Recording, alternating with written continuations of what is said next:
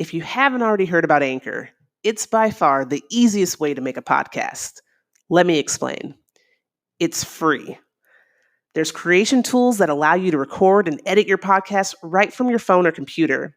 And Anchor will distribute your podcast for you so it could be heard on Spotify, Apple Podcasts, and many more of the most popular platforms to preview your podcast. You can make money for your podcast with no minimum listenership. And did I mention it's free? It's everything you need to make a podcast in one place. So stop what you're doing, start recording, and get paid for what you're saying.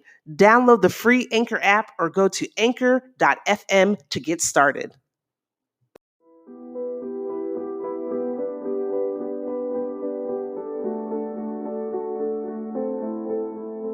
Welcome to the UNNI Podcast. I'm your host, Bianca McCall, and today our journey begins in the fabulous Las Vegas, Nevada, and it takes us across the globe to connect with heroes in their own rights in the space of suicide prevention to help us reach a cure for suicide. All right, so for the UNNI Podcast this morning, we have Queen Afee joining us from Washington, D.C., correct? Correct. All right. So, Queen, will you please tell the listeners a little bit about your journey, who you are, what you're doing in your community currently? Absolutely. Thank you for having me again. I'm so excited to do the podcast. I'm Queen Afee, the founder of Domestic Violence Wears Many Tags organization, mental health professional, human behavior student. So I'm trying to go back and recover that PhD. That's a little bit of my educational journey. And then in the community, I am having a conversation about domestic violence and the many tags that it wears, which is verbal, emotional, financial, sexual, and physical abuse. And the reason why I wanted to have that kind of conversation is because that kind of conversation is not being had. A lot of times America just focused on physical abuse. And I know that with me being a victim of domestic violence and as well as an abuser, I know better that domestic violence a lot of times does not start with physical abuse. So I like to educate on all 5 of the tags. And I have this conversation in churches and schools, the community events, workshops, one-on-one, social media. I'm having this great conversation with the community about these many tags that it wear. I think education is the key. And my organization, we are an educational resource because domestic violence at this point is so serious and so vast. It needs to be a class. Like we really need to study and understand the dynamics of domestic violence and those many tags that it wears. And this conversation has been going over well the last 11 years. I started the organization in 2008. And another unique point about my organization is that we understand that men are victims of domestic violence too. Our boys and men are victims of domestic violence. And so that is another unique entity to my organization where we're having the men step up to the plate and share about their stories and being victims of domestic violence. So I'm doing this work in the community, and I'm just so grateful to be able to share. And I'm grateful to have you on and sharing this information as well. Something that really kind of caught my eye as I was looking at some of your online resources and digital media is that you are just so immersed in the community. The resources that you provide to your immediate community, the educational piece. I think that's really in line with the movement, the intersection between domestic violence, violence in relationships, and what we're doing in the space of suicide prevention.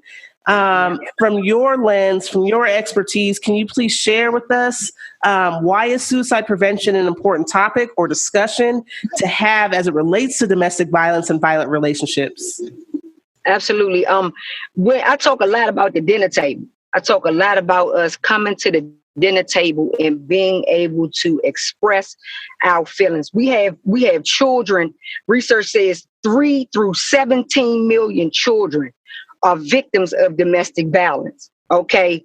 And then we have adults, mom and dad, leadership at the dinner table that, are victims of domestic violence and abusers of domestic violence. And so we have this dynamic going on at our dinner tables. What child wouldn't think about killing itself? Or what woman or what male would not think about committing suicide because there's no light at the end of the tunnel? Because, hey, we can't even have a conversation about what's happening in our household as it pertains to domestic violence.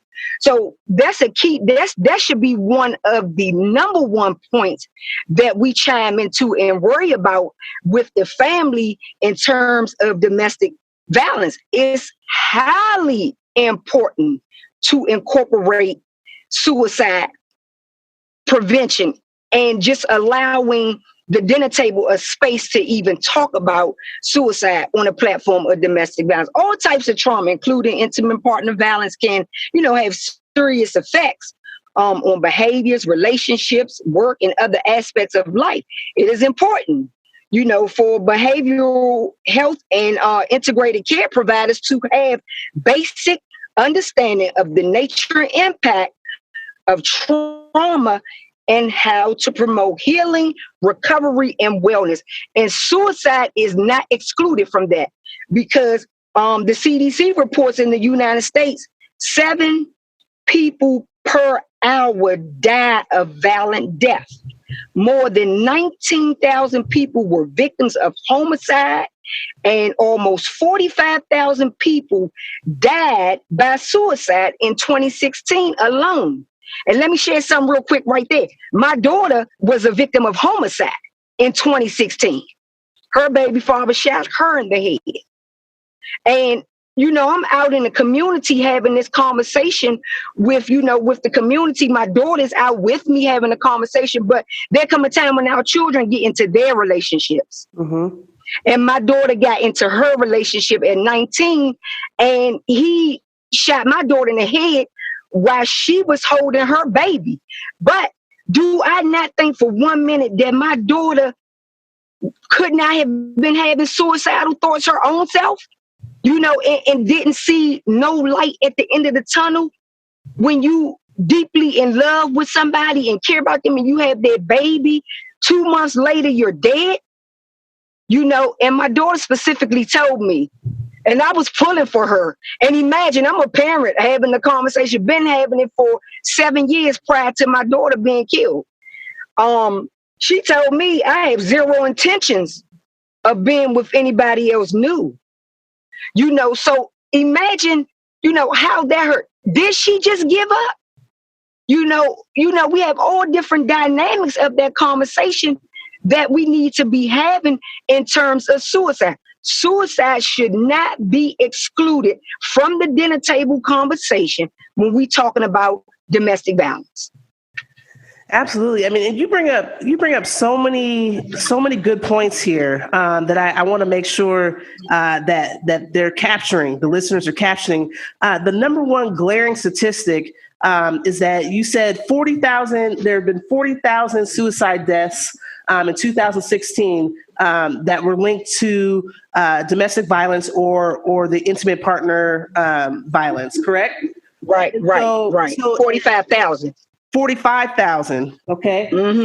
So when we look at suicide statistics, when we cross-reference that, it's one for every one attempt at suicide. Okay. Or my apologies. For every one death by suicide, there are 20 attempts by suicide or attempts mm-hmm. suicide, right? So if we've got 45,000 deaths by suicide linked to domestic violence, intimate partner violence, then we've really got over 900,000 attempts.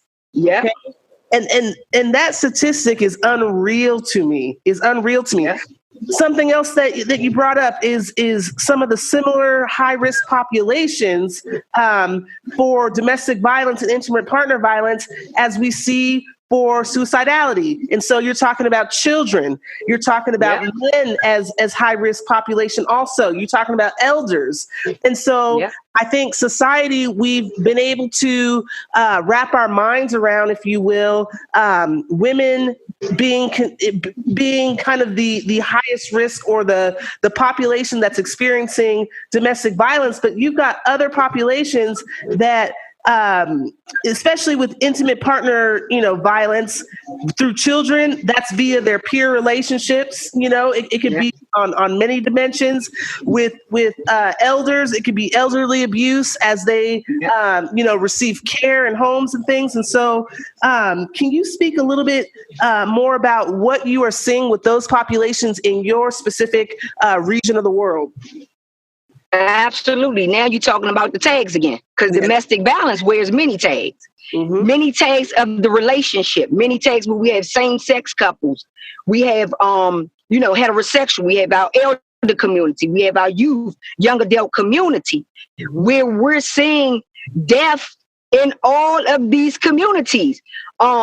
There's not a lot of research out there for me that I've studied on the elder population being suicidal, but I'm sure they are. We have a lot of elders who probably, maybe not by homicide but probably do overdose, substance.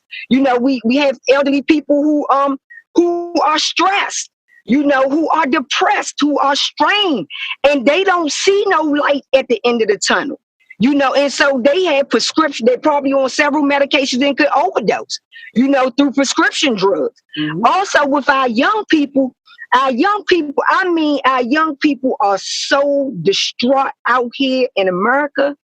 And it's so emotional. It's so upsetting because our young people just want to talk. They want to talk about what's happening. They want to talk about what's happening in the household. If domestic violence is going on in the house, they want to talk about it. They want to be able to ask mommy, why are you getting these black ass? Daddy, why does mommy just come up and smack you whenever she gets ready? They want to be able to talk about it, but they can't talk about it. Right. They can't talk about it. And so they begin to find ways to exit. Since nobody wants to listen to me, nobody understands me, nobody is feeling my emotional pain, I might as well just hang myself, or I might as well just shoot myself, or I might as well just overdose because nobody cares. Nobody's listening to me. This is ridiculous. At the dinner table, we should have a platform where our young people can say and feel whatever they want to feel.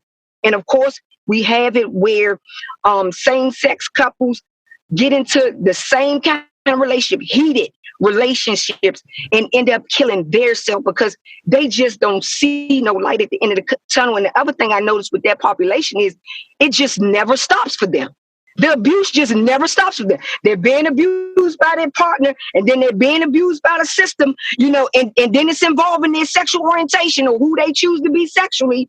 It's that whole thing there where it's like, I might as well just give up. Our transgender community, it's like, I might as well just give up because nobody is understanding the level of domestic violence that I am experiencing. And so what? They take their own lives.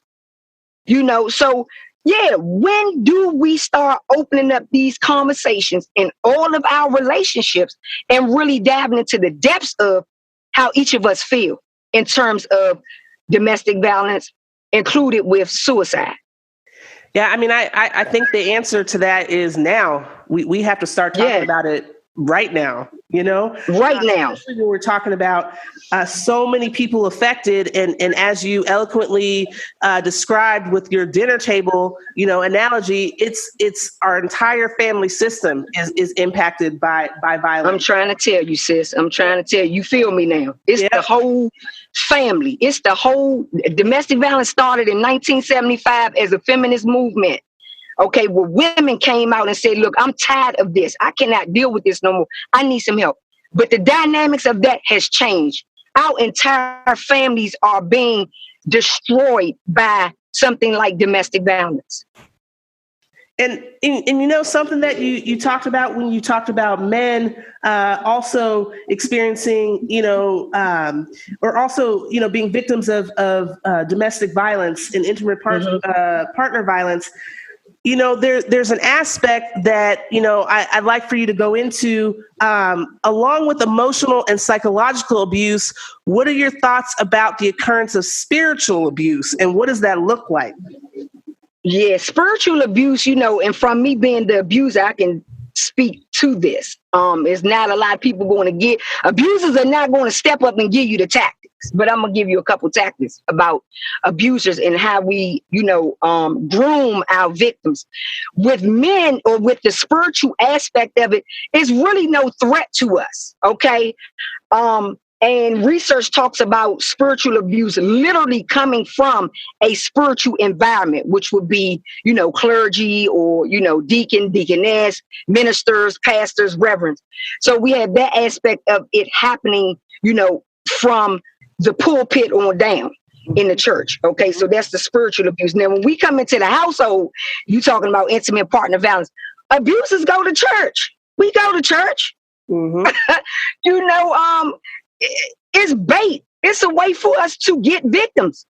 We gonna pray with you. We gonna do the whole thing that we need to do in order to bait you in as a victim.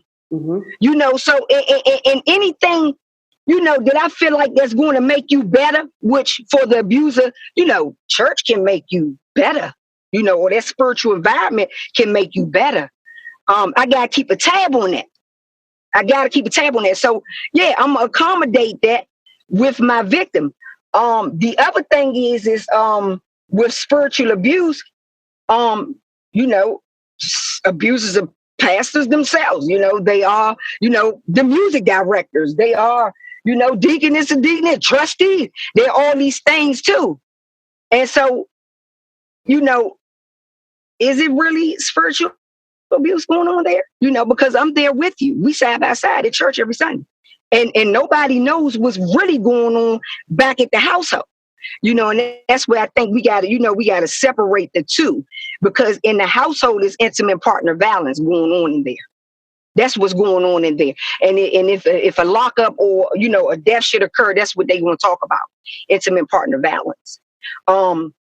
And if something happened at the church, because we had an incident in our own church where we had to step to our own leadership at that time and talk to them about specifically spiritual abuse, talk to that pastor specifically about his behavior being spiritually abusive to members of the congregation. So we got to separate the two. But as an abuser, we do use, the spiritual formalities as a tactic to be able to bait that victim in, groom that victim, participate in the things that they love. And then as time go on, we start to dictate how much of that they can love. Mm-hmm. Yeah. And so you bring up some important or some key points that I want the listeners to capture in this moment. One is the idea of grooming. So from an abuser standpoint, there's a process. So just like suicidality, right? A lot of people think suicide is just something that happens and then we just start asking questions later or after the fact. We say, why did this person do this? I didn't know. But there are actually signs and symptoms of suicidality, very early on that begin with non-suicidal but self-injurious behavior. So we translate that to domestic violence, and there are signs and symptoms of intimate partner violence that occur well before the first incident, right? Absolutely. So the grooming process, will you share with us in a little bit more detail? Absolutely. What does that grooming process look like? As an abuser, one of the things about the grooming process is going to be verbal. As you know, my organization, we talk a lot about verbal abuse, because I know as an abuser, that's really one of the number one spaces someone can tell that they are being abused or that they may be potentially in an abusive relationship. The one thing that we do as abusers, we listen well to what this potential, because right now you're a potential victim, to see if this victim is missing family or, grew up in the foster care system, didn't have a mother or father. If they did, the relationship was strained. That victim never really felt love, male or female victim, now potential victim, male or female, never felt love before. Never really had a platform where they could communicate what they feel. And so as the abuser, I'm going to help you do that. I'm going to become what you need. in that moment. I'm going to make you feel. That's why you hear victims say, it started out nice and then it just ended up like hell. Because I'm listening, I'm going to become everything, most times what you need in order to be able to make you a full-blown victim. So it is not courting, so to speak. It's more of a ploy.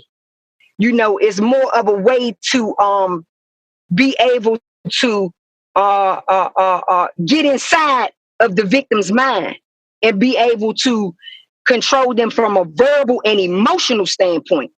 From a verbal and emotional standpoint first, a lot of times, because I'm grooming this victim. So I need to be able to do that first in the process of grooming.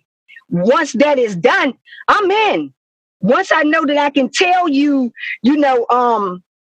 things like, don't wear that. I don't like your hair like that. I don't like when you talk to your mother. I don't like when you spend like an hour or two on the phone with your mom. Like, you're going to need to cut that conversation down to 30 minutes or I'll stop the phone calls, period. So we begin to do things like that, put strains on, and then we see if the victim, how they going to respond. Is the victim going to respond and like, okay, will they start limiting the calls, or are they going to respond with aggression? Which means I have to get aggression. I would prefer the victim just respond obedient, and limit the calls. But then I have to, then is where it could get physical, because now my victim is not listening to me. So I gotta strangle, I gotta smack, I gotta push, or, I gotta take the phone for 5 days and not allow my victim to talk to anybody. So that's all in the grooming process. There's not a specific number on how long the grooming process can take. But what I can tell you is that victim turnover is no problem at this point. It is no problem for me to get a male victim at this point. Mm-hmm. I mean, when you talk People about... Go ahead. And no, my apologies for interrupting, but when you talk about the victim, kind of the profile of the victim, it's somebody who may be experiencing a void of love or connectivity, whether that be with family, maybe they're on a spiritual journey where they're seeking greater connection, and the congregation, serves as those intimate relationships. But what I'm hearing you say with the grooming, the ultimate goal or objective is to disconnect someone and isolate them so that your rules, the rules of that you set within the environment are the dominant ones. And I'm hearing you say that the preferred response from a victim is to just comply and concede. And once they do that, you got them. Yeah, once they start to alter themselves. Because I'm smart enough to know that you shouldn't be altering yourself for me. As the abuser, I'm smart enough to know that. But when you start altering yourself for me, I know that I got you. Now I'm going to escalate even more. I'm going to escalate. My words going to go up. So you're not just a slut now. You're a hoe. You're a bitch. Mm-hmm. My language goes up. Because it's like, okay, so now since I called her that yesterday, let me see if I can't call her this today and see if I called him a bum yesterday, let me see if I can't call him stupid today, and see what happens. And if you comply, it works in my favor as the abuser, unfortunately. So how do you know if you're in an abusive relationship? Because I would argue that a lot of people don't even know that they're being groomed. Sis, that go back to the dinner table. Because if our dinner table, if all we do is just cuss each other out and disrespect each other, okay, this is the communication we're being taught. And so now you want to get into a relationship. Now you want a relationship, right? And so I'm listening as the abuser. I'm listening to see what your communication is like. I want to see what you dealt with. I want to see how you talk. I want to see how you listen. I want to see how you move. When you start communicating like that, it's bait. And then you have that community of people who say, oh, domestic violence would never happen to me. Like, I've never been in a domestic violence relationship. I don't plan on getting in one, blah, blah, blah. Okay, that could be a challenge too to the abuser. That could be a challenge.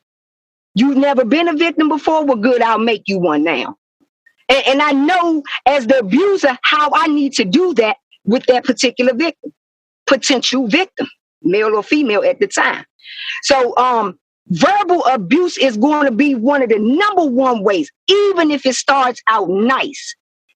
We should not be going around here thinking that, okay, we in a relationship with somebody, we just talk to somebody, we just talk to each other like trash. But we telling everybody, oh, we good, we in a healthy relationship, girl, we don't even have no fights. She don't talk to me, she don't disrespect me. But we, behind them closed doors, we be in heated arguments, literally. And we do not see that as a red flag, but it is a huge red flag to the victim, as the groomer, as the abuser. If you tried to commit suicide, that's good on my part, because I'm gonna make you feel like you don't never need to commit suicide again. Oh wow, you're gonna be still hurting. Yep. You're gonna be feeling like you need to commit suicide again.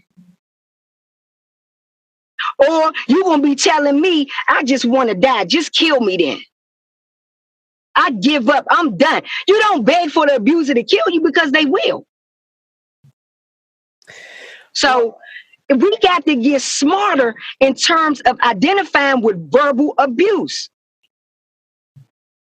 And again, as it translates to, or just the parallels between domestic violence and suicide. I mean, there's so many intersects, but just the parallels, same high risk populations, same symptoms as you're describing it, where repeated exposure to what you said is trauma, the physical abuse, the psychological and the other abuse, it leads to experiences of depression and psychological distress and hopelessness, you mentioned, and isolation is a big one. And so as we touched on spiritual abuse, how much of kind of the constructs of Western religion, how much of that reinforces isolation and the continuation of abuse? Because when you've got doctrine that states, for married couples, for man and wife, or and same-sex couples, that there's a responsibility to stay together. Come on now. For better or for worse. For better or for worse. Come on now. For better, for worse. So when it's worse,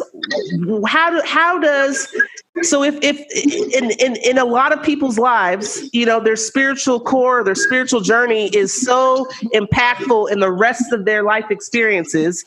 So I'm going to pay homage and give the glory, no pun intended, to that spiritual experience.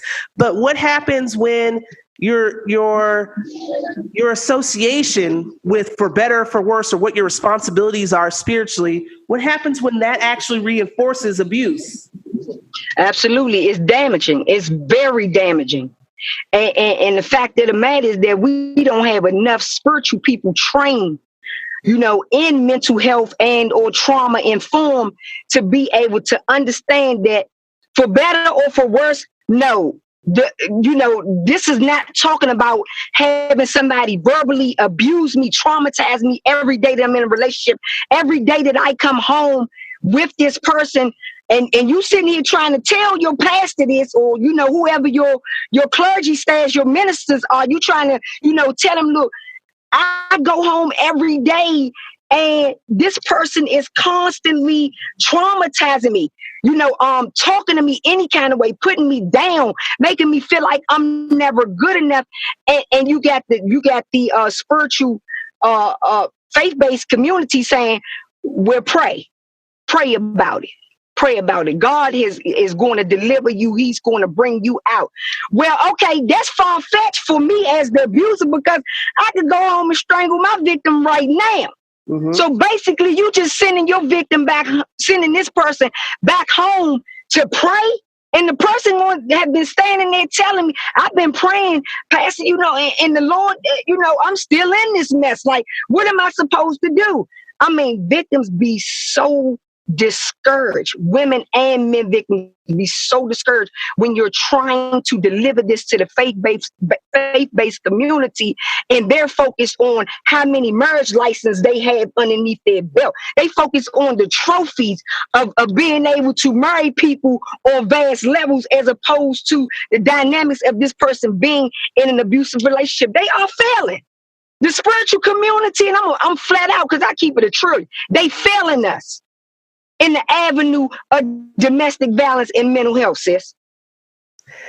I think that's a strong statement. We're calling out the church today, so it's getting controversial on this Wednesday, in May. And you know, I'm gonna agree. I think as a culture, you know, when you get into specific cultural rules, you know, families of color, what happens in the house stays in the house. We don't typically share when we are struggling with other people, and that's not any different when it comes to our congregation or our church membership. We don't want to share what's going on behind those closed doors. You know, even if we did have some type of inclination that there's some dysfunction and some abuse going on, we don't share it, you know? And right. And I think that cultural rule is actually occurring in so many different cultures, so many different subcultures. You know, it's not just exclusive to people of color, but it's something that we're seeing a lot of, you know, especially as the church itself is a pillar in communities where, you know, you have people of color.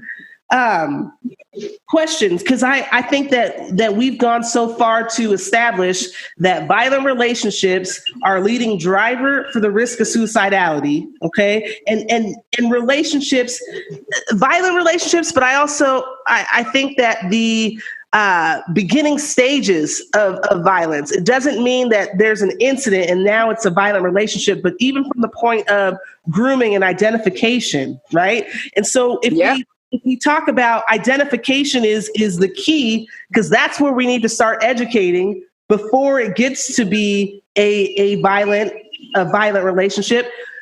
If you're asking yourself, am I good enough? You know, if you're questioning your own thoughts, your own decisions, your own relationships as a result of somebody who you're in a relationship with kind of creating these, these kind of debates or battles over it, is that a sign that you're in an abusive relationship? If it's called you to question your own decisions, your own relationships? Yes, it's going to be a sign, because, you know, the abuser we have a way, you know, of using words against our victim. We have a way of putting unrealistic expectations on our victims. And the victim is, quite frankly, always to blame. You know, so yes, the victim is questioning the inside, like, am I really this bad? Male and female victims have the same question. Am I really this bad? You know, and they begin to feel emotionally depleted and drained within, trying to keep up with the unrealistic expectations of the abuser and trying to meet that quote. And then when they feel like they've gotten a little bit of joy because, hey, I cooked the steak well done today, you know, like he or she said they wanted. So hopefully I'll get, you know, some kudos. I'll get the experience, that love that we had, you know, before. A lot of times victims be waiting around for the first high, which the first high is when they first fell in love. You know, they waiting on the edge of their chair for the abuser to go back to being that person that they first fell in love with. That's never going to happen. Yeah. That's never going to happen. So the victim is always questioning their self. What do I need to do to make that happen? Mm-hmm. Because I loved you when you were that way, when you treated me like that. You know, I thought we was going to be like that forever. You know, you promised me that you was going to get some help and that you were going to change. No. And that goes back to for better or worse. You know, I'm in this thing with you for better or worse. And I tell you what else it go into. You supposed to be my ride or die chick. You know, my ride or die man. You supposed to go through me and deal with me through anything. We Bonnie and Clyde. All of those analogies put that victim in a space where they're constantly questioning, when is my abuser going to go back to who they were? And when am I going to be good enough? What else do I need to do? I need to put locks in my hair so that my abuser can love me more, because I feel like every woman that come across the screen that got locks in their hair, he just always flaunts on the TV. So now I'm trying to put locks in my hair. Okay, this is how serious the mental and emotional and verbal and psychological things that victims are sitting there trying to rationalize their first high, which is when the abuser first loved them, when they first fell in love. Yeah, and so now you're getting into the space, of what I would consider a non-suicidal but self-injurious behavior is something like substance abuse. You know what I mean? And now you're getting to the same language as substance abusers chasing that first high. You know what I mean? Yep. And Harvard Health says that love and drugs are very addictive. Very addictive. And they're more so addictive in the adolescent brain. So imagine, if you at the dinner table with your family as an adolescent, you ain't get no love there.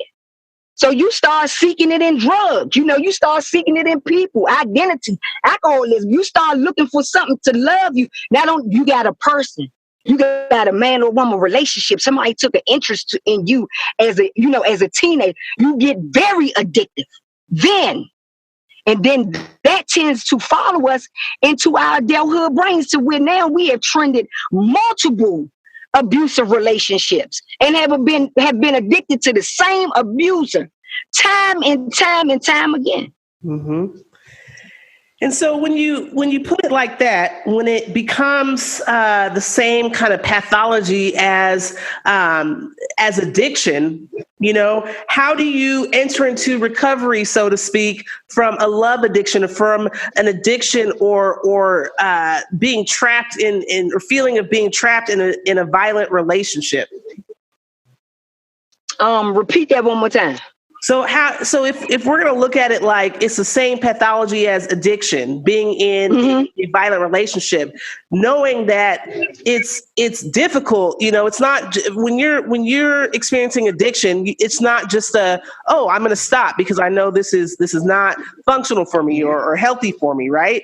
So in a relationship, if you are in a violent relationship where you're experiencing intimate partner violence, how do you get out? How do you enter into that recovery?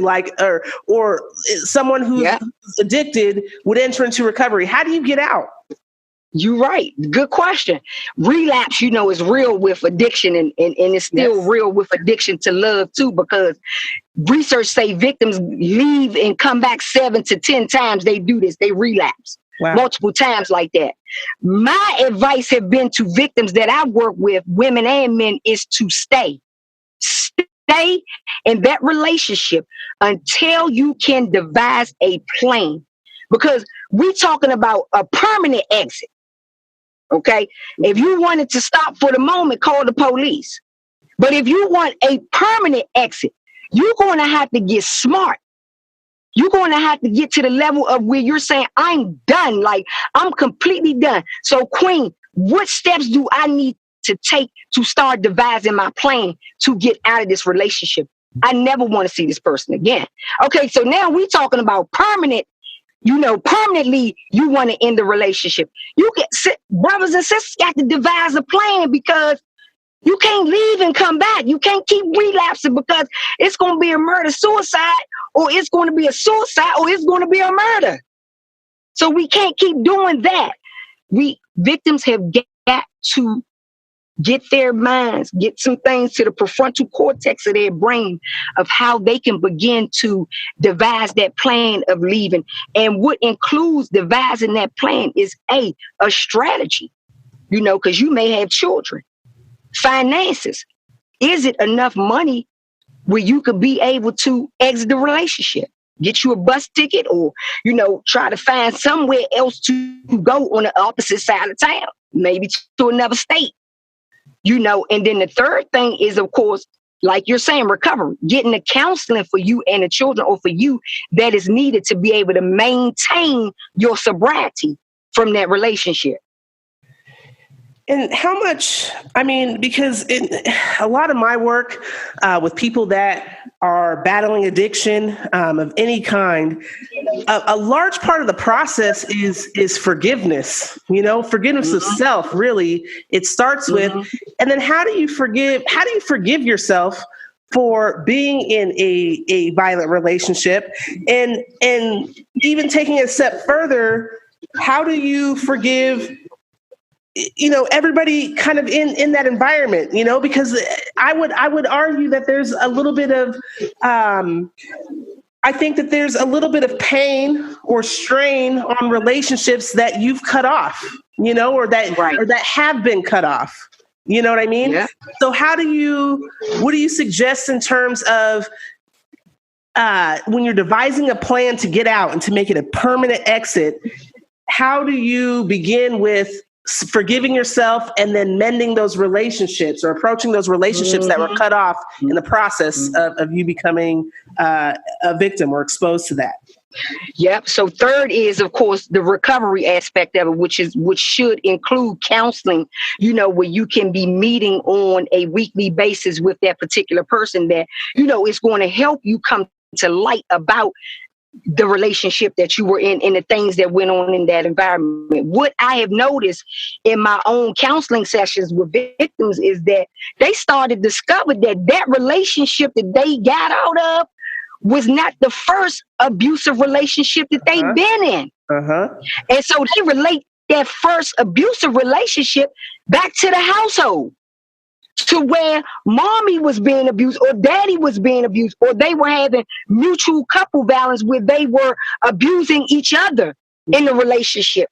And not only that, now the children are victims. So they're being abused in a relationship. And so they begin to discover that I've been a victim of domestic violence since I was like 5, 6, 7, 8. No wonder I have trended it in my adolescent years when I would call myself in a relationship and, some guys gangbang me, or, I was in a relationship with a guy and, he was beating on me. He went upside my head with a bat, or, with a pole. I lived, though. I made it through.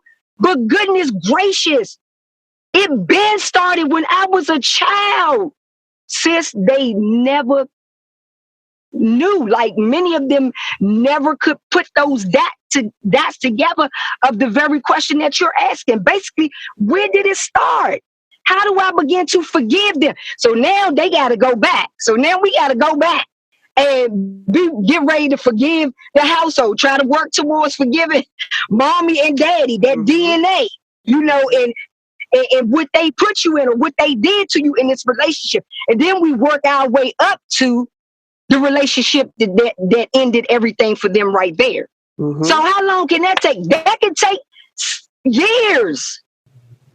That can take years, because since I'm 44, but I got to go back and deal with feelings when I was 5, 6, 7, 8, 9, 10, because I thought that I made it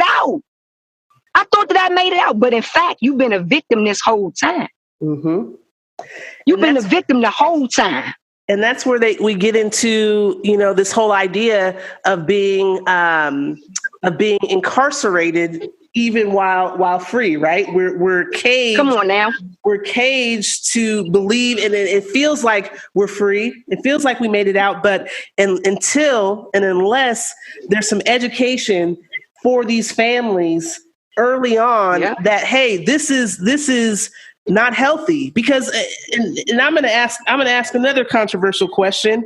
I'm not going to name names, or groups, but what would be the benefit of keeping families in the dark about the dysfunction that's going on in their homes? What would be the benefit to say for an entire culture or community, you know what, we're going to allow them to develop these concrete ideas about relationships that are really unhealthy and that promote violence. We're going to let them do that, because the benefit is that we will kill ourselves.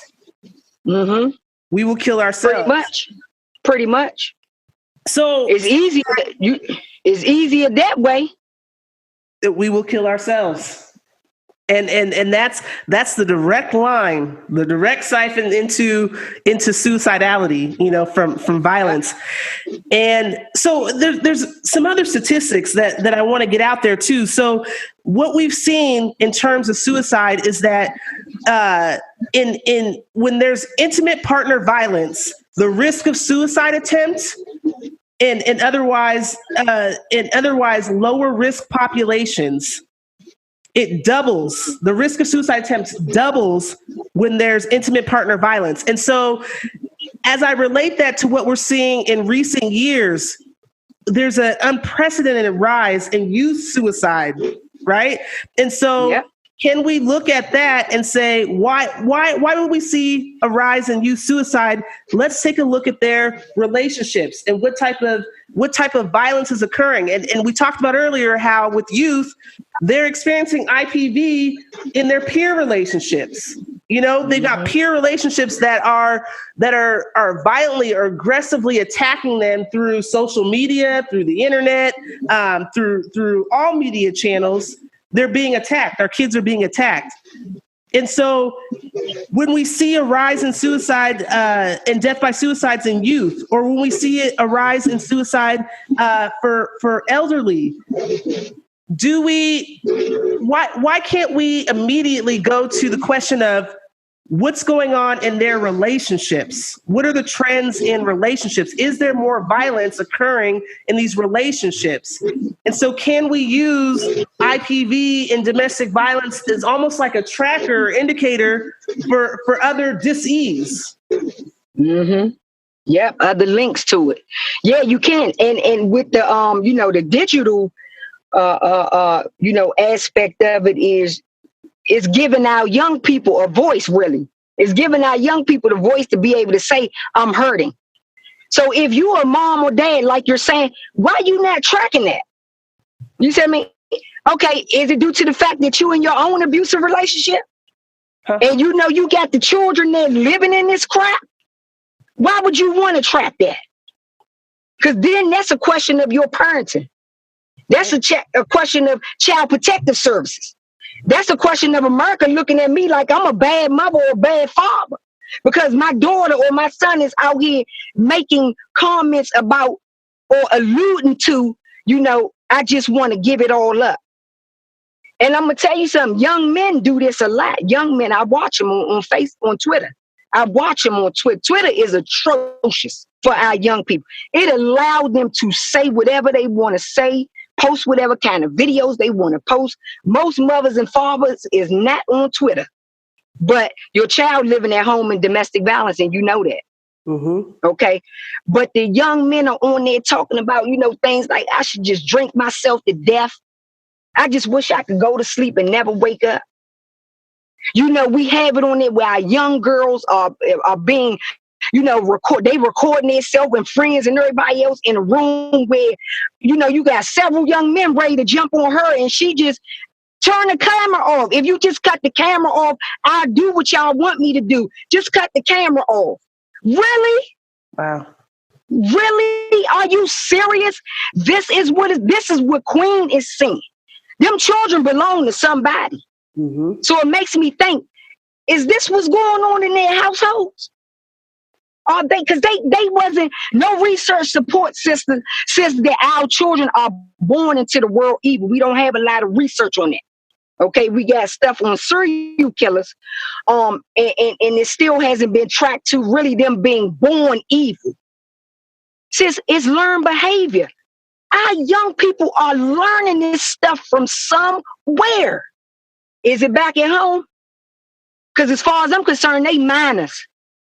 We have leadership at the dinner table that is supposed to be responsible for these young people. So is this what's going on in your house? So, who would want to track that, sis? I mean, as a parent, you don't want to track that. Well, and I was going to ask how much are parents or caregivers empowered during this time where the new normal is people at home and distancing? Yep. And you know what? it hasn't been, quite empowering at all. I say, this is an opportunity for us to really get at that dinner table now, put these phones down and everybody start really talking and seeing what's going on and how we feeling, because our young people now in school, they can't really go nowhere. So they got thoughts. They feeling some kind of way. And if they live in an intimate partner violence or, any type of mutual couple violence, this will be the time when I might as well just end it all. I don't have nothing to do anyway. I can't go nowhere anyway. You know what I mean? And not only that, what about our young people who just don't understand what this crisis is doing and that are losing people? They may see their friends out there dying, or, one of their teachers have died. We don't have no one-stop shops for grief support for our young people, sis. Yeah. The way out for them is homicidal suicide. Mm-hmm. That's the way out for them, because we can't just pull over in the faith base and say, look, we need to get a support group going on here right now for our young people can come on in here to Zoom and talk about whatever they want to talk about. Mm-hmm. Because I know they feeling some kind of way. No, sis, I can't pull my car over and go to a one-stop shop nowhere. Grief support for our young people. And the stuff that they dealing with when it comes to their friends committing suicide, being bullied, and, my 10-year-old friend committed suicide. This is horrible. But they don't have an outlet at their own dinner table. We would want them to have an outlet at their own dinner table, but they don't have an outlet there.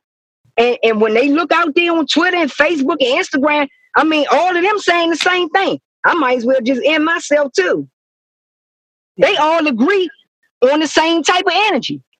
Who's going to step in there, like you're saying, and step up to the plate and say, as the family, nah, we need to talk about this. I check in on my 17-year-old every day. Mm-hmm. Every day. We're talking about what he's feeling. I don't care, good, bad, ugly, to the dirt, to the dogs. My son, no. Ma, I'm not there today. Okay, son. Because we need to be trying to get them in a place where they are emotionally intelligent and they can manage their emotions in a struggle, in a pandemic, in an epidemic. They can manage their emotions and be able to talk about whatever it is that they want to talk about and not feel the judgment. Let me say something else real quick. Another recent spike in news reports is family side cases, which is murder-suicide cases. Okay. And Dr. Campbell, who is, she's the professor of Johns Hopkins School of Nursing, discussed the Centers for Disease Control and Prevention's National Violent Death Reporting System mention of the 408 homicide and suicide cases. Most perpetrators were men. 91% were men. And most used a gun. 88% of those men used a gun. Sis, with the family side, because this is something new that the CDC is starting to track, because they're seeing that it's starting to happen a little bit more frequently, where that abuser is killing everyone at the dinner table. And I might not want to die. I might not want to die. I might not have never told you that I wanted to die for the relationship. I said, yes, I said I wanted to leave, but I didn't say I wanted to die. See, so we even got this starting to come up, where the family side is an entity of suicide and homicide. Since when does it end? Well, I think it has to end. I'm gonna give the same answers I gave before. Now, right now. It ends right now, but it begins with talking about this stuff candidly, just being straightforward, bringing some facts and educating folks on, especially now, because I think that as a global community, we may have made the mistake of using the language of social distancing is what's going to, help us thrive and stay healthy and stay safe. And really, social distancing equals the same type of isolation that perpetuates abuse, neglect, in domestic situations and outside of that, so it increases risk of all these things. And really, it's physical distancing is what's going to promote health and wellness, as far as the impact of COVID-19.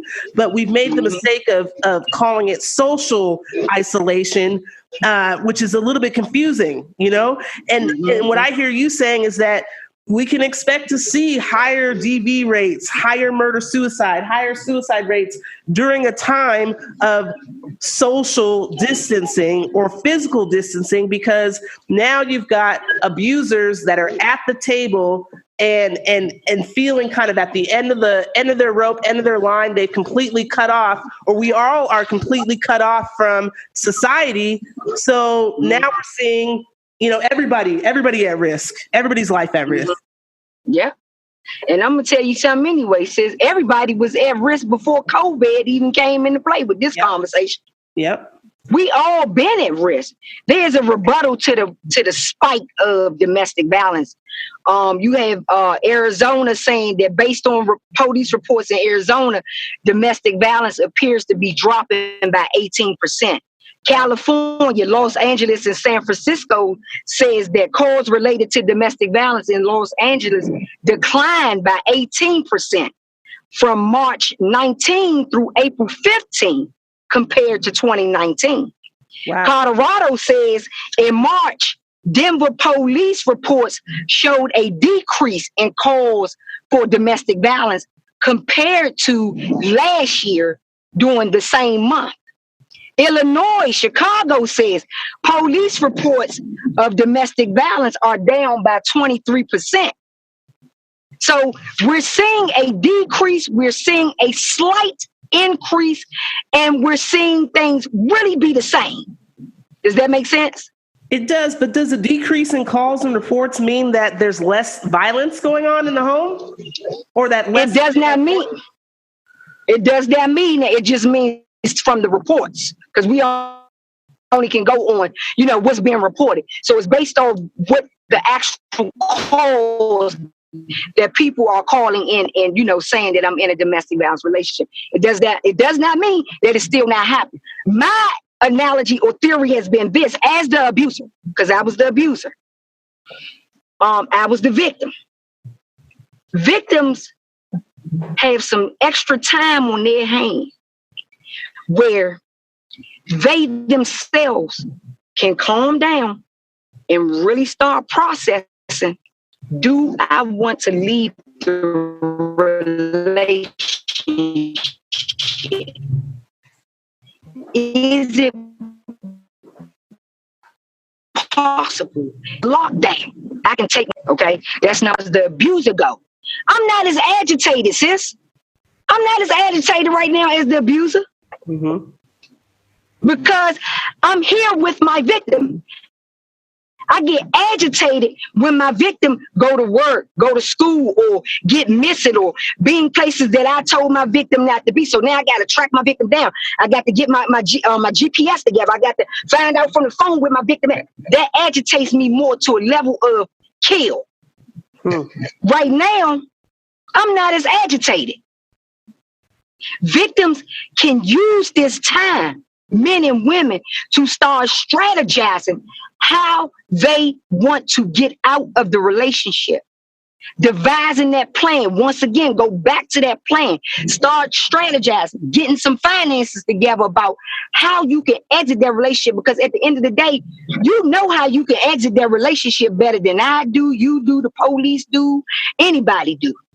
You know what you need to do to really flee that relationship from that abuser. You not only did the abuser know some low points about you, but you know some low points about that abuser too. Not only do you know how to sometimes get on your abuser's nerve, you know how to chill out and find a time, find a moment, take a moment or something to write some more or start strategizing, research a little bit more how you want to get out their relationship. I think victims got time on their hand right now to start really strategizing how they want to leave the relationship and never return. You just wanted to stop for a moment, call the police. But we talking about ending it forever. Permanent so exit. That's where we're talking about a permanent exit. Mm-hmm. We're not talking about making a phone call and, he was loud today, but he wasn't loud yesterday. I just wanted to stop. I'm not looking to press any charges or do anything like that. I just wanted to stop. You can call the police for that. But if you want a permanent exit, you got to humble yourself and really focus on how you can get around this abuser with you or possibly you and your children and never return. And really it's regaining control, because that's right. To a lot of folks that are experiencing domestic violence or have a relationship where IPV is occurring, there's this, I think you mentioned it earlier, there's this almost like fantasy of the abuser will just stop being abusive. And that's the permanent exit or end to all of this that I really am looking for. I'm looking for them to all of a sudden change magically and make everything okay. Come back, stop abusing me. But that's fantasy. That's fantasy. So, because sis, why would I change for you? Especially if it's worked, right? If it's working, it works. I told the sisters last night on the call, because I do the monthly call with victims of domestic violence. I told them last night on the call, it works. Why would I change it? It works. Right. Come on now, let's be real. We talking about being real. It works for me to build up to the tension stage where it's just tension between us. That's one of the things that the victim got to try to keep down when you strategize in that plan. So if they want the steak cooked well done, cook the steak well done, please. If they want the steak medium rare, please do a medium rare steak, because you got to have your energy to go back and be empowered to devise that plan. It's like you saying, sis, once they come back to devising it, they feel empowered. Mm-hmm. They know that I can get out and live. I can leave through it. They start telling me, Queen, I feel like I can go this route and it will be away from him trying to track me down. Mm-hmm. Okay. If you feel like you can go that route and he not going to come looking for you, let's go that route. See, victims make that plan themselves. Oh my God, they get so much empowerment. It's like you saying, they taking back their life. Mm-hmm. They are done with waiting for it to change for them. And my abuser said he was gonna get help. She said she was gonna get help. She said this month she was gonna really try to lay off calling me all types of bums, and just feeling like she can smack me whenever she get ready. She said she was going to lay off of that, so I'm going to give it another month. Well, you tired of that at this point. You're not chasing the high no more. You saying, look, I need to get sober. Mm-hmm. Need to save yourself and reach a point where you believe that you deserve to be loved. You deserve, and I think people get caught with the whole you deserve better, and then you start to feel bad, like you're judging, you're a part of that cycle of abuse.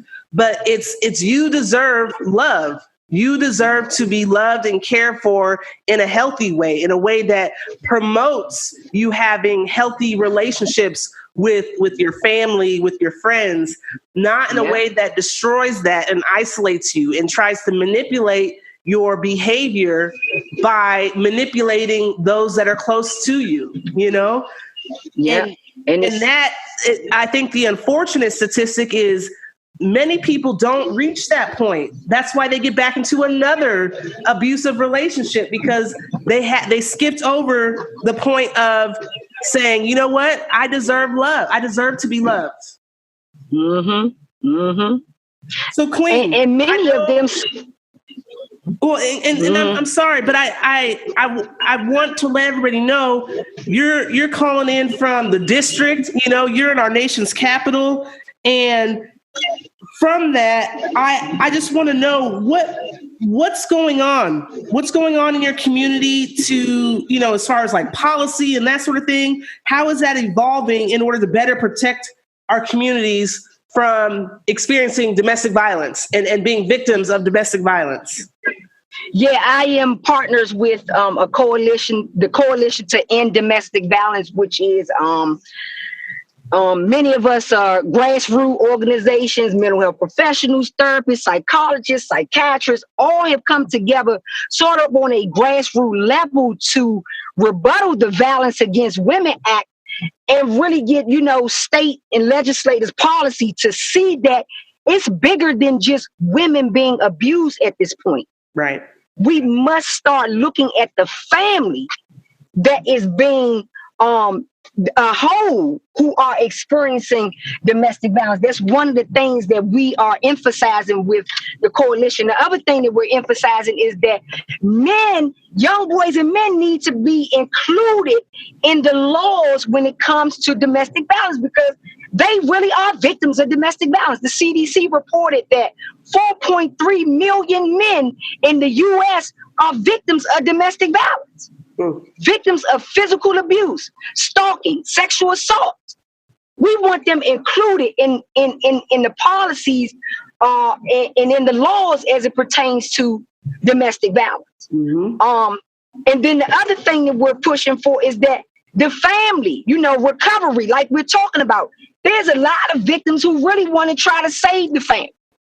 They feel like that if they could get some type of counseling or, some type of, intervention going on, it could potentially save the family, which will help us kind of keep down arrests and potentially keep the family as one with and children that are involved with their biological mom and dad.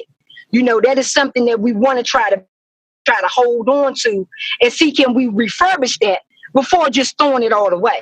Mm-hmm. And so those are some of the three of the many things that we're trying to chime into and talk about with, the senators and their staffers down on Capitol Hill. I've been down twice to go down there and tell my story about being an abuser of men. I mean, honey, the mouths of these people just drop wide open. I've never thought about men being victims of them. Wow, this is really interesting. Are you serious? Like, I have 2 sons. And not only that, I've beat up several people's sons and almost killed a few. Mm-hmm. So it's serious in that aspect too. We have young boys that are growing up at these dinner tables and seeing their fathers or seeing their mothers be violent. More than likely, they're going to trend that. And that's by the brain. The brain wants to identify, the child of a brain, adolescent of a brain, wants to identify with the parent that appears to be the strongest parent. So, of course, that's going to be the parent that appears to be more violent, unfortunately, to a child. Mm-hmm. And especially when you growing up in something like domestic violence. And we got to give things like mental health, mental illnesses and things, on record, if there's potential mental illness, why this could be happening in this household. And we have some victims there who, like you said, feel obligated to stay with their partner who's mentally ill, but some of the medication might be off, or they're not taking the medication at all. They've given up on all types of help, in terms of their mental illness. And so it's causing them to be violent and see things and hear things that are not there. Mm-hmm. Since this thing is bigger than just the 1975 movement of women being only the victims of domestic violence. Mm-hmm. And I think that what you bring to the discussion is so unique and so valuable because, like you said before, how many abusers are coming out the woodwork to say, hey, you know what, I'm an abuser and or I've been an abuser and this is how I did it. I don't hear about too many of those stories coming out. And so, sister, I reckon you won't. Right. And to me, this gives a whole different perspective because we have an opportunity to not only talk about what recovery looks like for our victims, but what does recovery look like for abusers? How do we end the cycle? Because we need the participation of the abusers as well. There you go, right. Now you feel me. Now you feel me, sis. Now you feel me. Yeah. We're not going to end domestic violence without talking to these abusers. Yes. Because a lot of research says they were victims of domestic violence themselves before. Mm-hmm. But now they start to trend the violence of the behavior. Because really what the abuser is saying too, I'm not going to let you kill me. Look, I'm fighting back. I'm going to take back. I'm going to take control of this thing before anybody can take control of this thing. Because I've been in a situation like that before. When my mother and father used and abused me, beat me, threw me down steps. Nah, I'm going to be in control always. That's one of the main thoughts of an abuser. I'm going to be in control as soon as I get in this relationship with this person. Oh, I'm in control automatically. Because I've experienced previous victimization from my household. That's never going to happen no more. And as you talk about mental illness and disability being a key element, so if an abuser is experiencing mental illness or mental dis-ease, and this could be undiagnosed too, in a lot of cases it is. What I'm seeing as a tie to suicidality is that delusion. People are experiencing delusion more frequently, and delusion is nothing more than belief in an illusion, right? And when you lack education, when you don't have access to facts about domestic violence, about intimate partner violence, when you don't have facts about suicide, when there's so much messaging out there and so many incorrect messages or inaccurate information out there about it, then you are more likely to experience or to develop a belief in an illusion. And so if you become delusional, then you are at risk of being an abuser or perpetuating that abuse and not even knowing it. So again, when we take a look at the recovery process for an abuser, the first step is recognizing where you may be delusional, where you may be believing certain things. Like maybe you believe you don't deserve love unless you demand love. You don't deserve it, you demand it. All these illusions that lead to abusive behavior. Yeah. That's the same question for the victim. Uh-huh. Victim asks the same question and the same question for the abuser. Both of them are sick. Both of them are sick because the question is too, what will make you stay in a relationship like that? To the abuser, what will make you stay in a relationship like that? Mm-hmm. Where you are taking abuse or where you are giving the abuse? Mm-hmm. Same questions. Same questions. Queen, man, I feel like I can talk to you all day. Girl, I gotta go. we gotta go and do the work now and put this into practice. Yes, girl. Yes. But I can't tell you enough how much I appreciate you coming on the UNNI podcast and sharing this knowledge, with the listeners. I think that this is going to be one of those episodes that everybody's going to be tuning into and asking them the questions. Am I participating in an abusive relationship? Amen. That's great. Relationship. So thank you so much. Can we, just before I let you go, can you give a shout out, to the listeners and let them know how to contact you in case they want to continue this discussion or get more information about, domestic violence and IPV and how they may be able to escape or find that permanent exit? Absolutely. Thank you so much for allowing me to come on and share this unique perspective of domestic violence, and those many tags that it wears, included with suicide, mental illness. We've talked recovery. We've talked a lot about some good tips that people can really get another perspective on the conversation. That's what I like to do. So shout out to every listener out there. I hope that you learn something and grasp something and see something and say something and do something to begin recovery in this dinner table conversation. I am Queen Afee. You can find me on Google. All you got to type in is Queen Afee, QUEENAFI, and I'll come up there. You can contact me directly because I don't do the middleman. 202-821-8933. If you want any more insight or have a question or you're not sure, just consult. Just ask the question. And I'm there to try to help lead you in the right direction. Of course, if you are experiencing suicide or suicidal thoughts, or you suspect a friend or family member or someone that you know could be going through this, a coworker, a supervisor, it can happen to any one of us. Reach out to the Suicide Lifeline 24/7, 1-800-273-TALK, 1-800-273-TALK.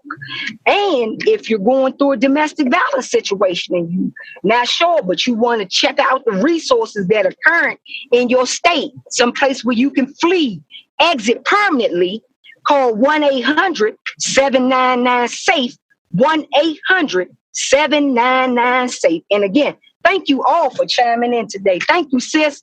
I really, really appreciate what you're doing with the podcast. You're going to save some lives out there. I'm sure you already have. That's what we're trying to do.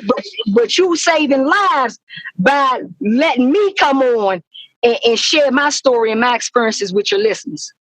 No, I appreciate it. That's what we're trying to do. Just supporting the UNNI podcast. Listeners, please share this podcast with everybody your entire networks, because this information is so important. It needs to be heard. This is education. This is facts surrounding domestic violence. And I'm just one woman to be saving lives. But if we share this information and connect globally, just imagine the impact. Imagine how many lives will be saved, with this effort and these initiatives. And please reach out to Queen Afee. This has been an amazing conversation. I appreciate you, Queen, and I look forward to being able to join efforts down the road.